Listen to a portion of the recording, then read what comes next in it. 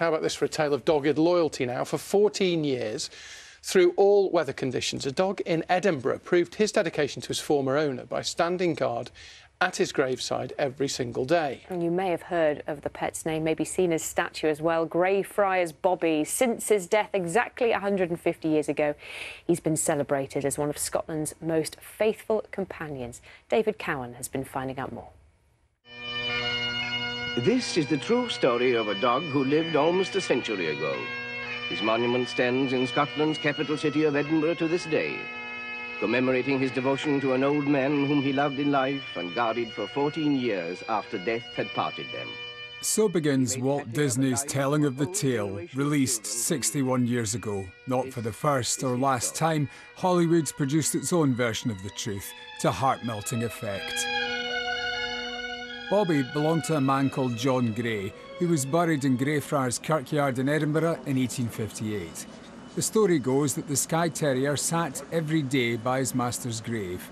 He became so famous and loved that when he died in 1872, an English baroness paid for a statue to be erected in his memory. It's gone into the world of legend, but the real story there for Greyfriars Bobby is the fact that loyalty from the dog and that love from the kids and the city of Edinburgh to the dog still lives. When Richard Fraser became Greyfriars Minister, someone warned him the dog would be a distraction. Instead, he says the story has been an inspiration. So many people coming to Greyfriars to, almost like on a pilgrimage, to put sticks on his grave and to remember this dog, this wonderful story, as we started a pet blessing service that we do every October. The Baroness's statue has become an Edinburgh icon, although rubbing its nose for luck leaves its mark.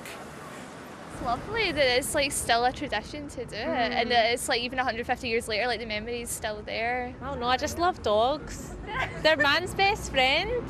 That's really sweet. The fact that us as like different generations still honour that and see the beauty of that, I think that's lovely.